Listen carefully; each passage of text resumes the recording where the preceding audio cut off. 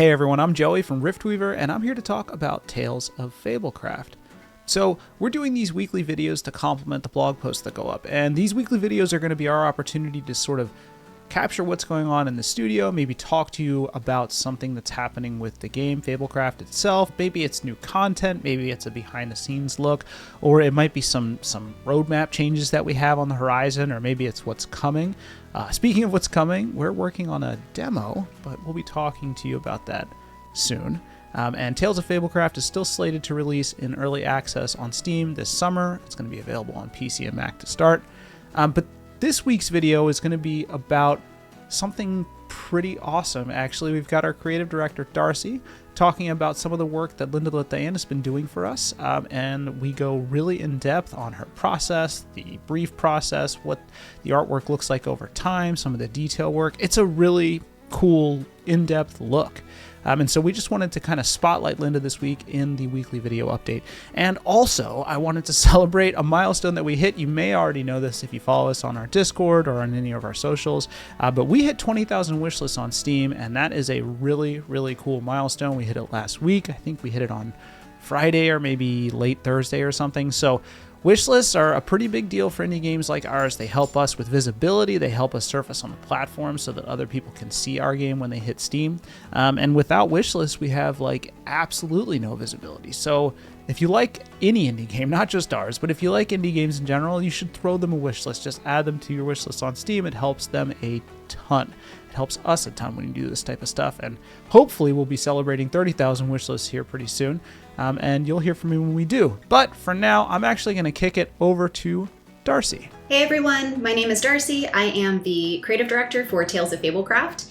And today we are spotlighting one of my favorite artists that I get to work with. Her name is Linda Lithén.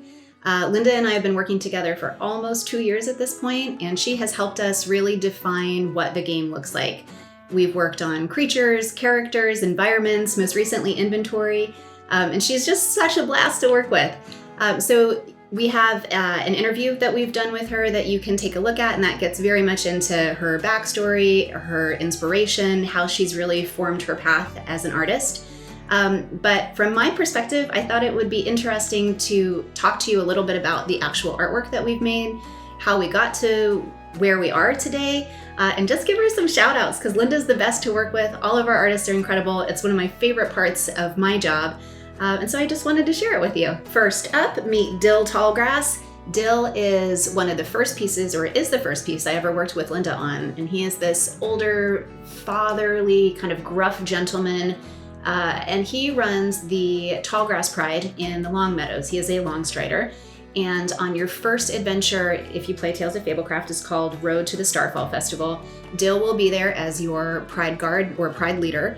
And he's going to sort of show you the ways of Fablecraft as your first really meaningful NPC. He's wonderful. Working with Linda on this was so much fun. So she brought so much insight and so much interest into somebody who could have been kind of a boring cliche character. The thing that I loved working with her on was this cloak. All of the Longstriders have these cloaks that they wear woven out of the grass from the region.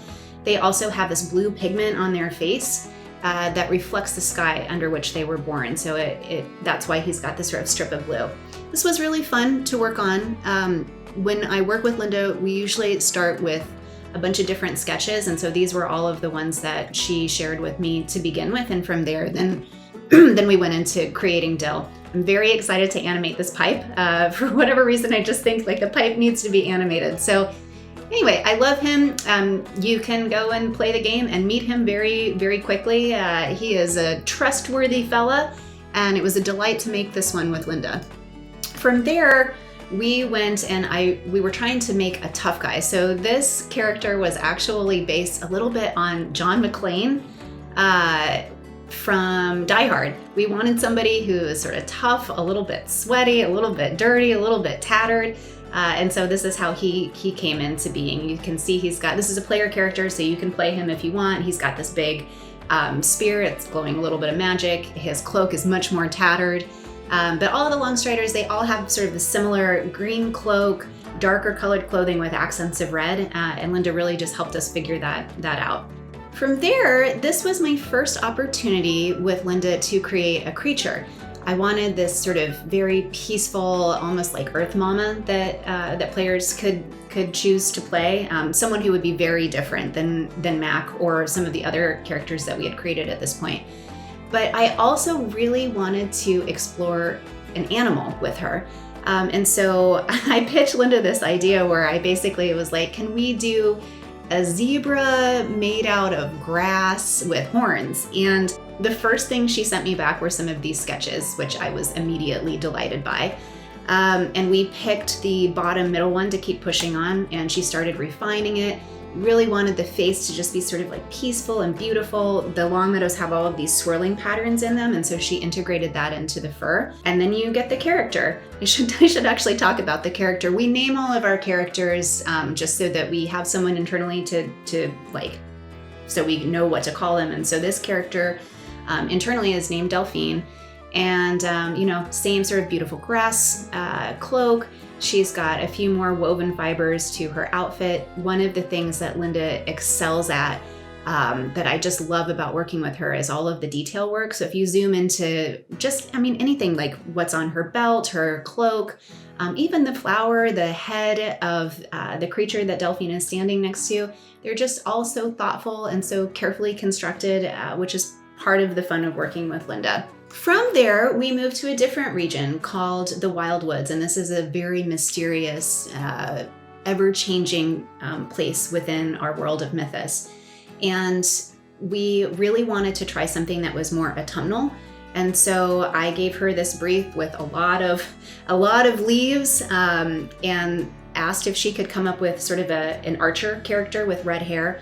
But I also was very interested in continuing to integrate little creatures. And so we decided on doing a little fennec fox. It's so cute if you zoom in. All of the creatures in the Wild Woods, whether it's characters or animals, they pick up cues from that region. So everything will have leaves in their, like leaf work or branches and that sort of thing in their design.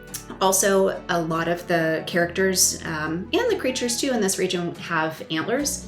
And so that was a really fun part of coming up with this. Even the arrow, if you zoom into that, you can see there's leaf work and there's greenery and that kind of thing. And it was really fun to create this creature and player character. And here are some sketches. One of the things that we constantly are thinking about in the game is the tension between the character design themselves, making that interesting but not too active, because we want people to just be able to put themselves into the character. I loved the top right sketch. We almost went with that, but we do a version of the characters where they also have to go into tokens for the battle map. And so this particular area, her face was too obscured, which is why we didn't go down that path. And you can see we ended up going down option D, which was great because we were able to get the little fennec fox into the portrait crop as well. You can see a little bit more process. This character was also really tricky to do because of the skin tint. So in the Wild Woods, you pick up also the color of the woods, wherever the character is from. And so this character, man, Linda and I went back and forth on, does she have green skin? Does she have orange skin? Does she have brown skin? Like, what is going to be the right tint? Eventually we settled on this, like a little bit greenish, a little bit orangish tint to her skin. From here, we went to an area of Mythos called the Coral Coast, and this region is super fun. It's very vibrant. The sand is pink. Everything is just really, really like bright blues and pinks and oranges.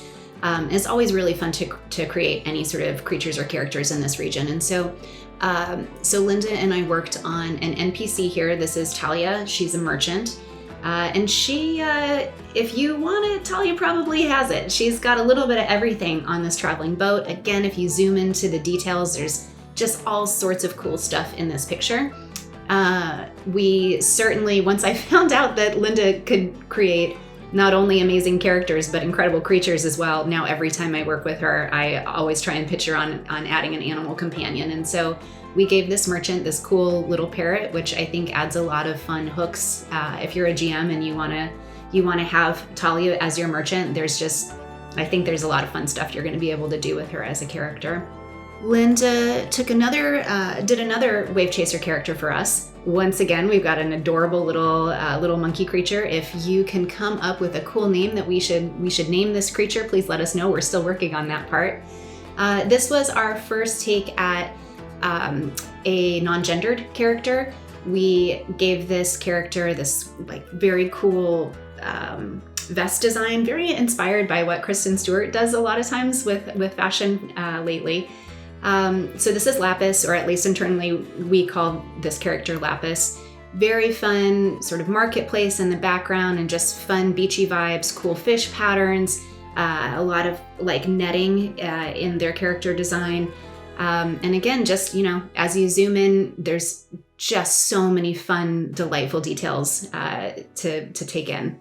Linda also helped us really bring to life one of our different adventure modules. So we've mostly looked at player characters up until now, but we also have a bunch of NPCs that you can play or you can meet on an adventure called Murder on the Tipsy Pearl, which is one of my favorite adventures. It's set in the Coral Coast, and one of the potential suspects is named Basil. Basil's just this real, he's a writer, he's a little snooty, he knows everything really, and he is, you'll have references to him throughout different adventures in Mythos. He's pretty well known around the coast and around Mythos in general. So he is a woodlander, he's on this cruise on the Tipsy Pearl, and just again, great detail work, sort of like a fancy little suit, nice tie, great belt details, and just, you know, a monocle, of course.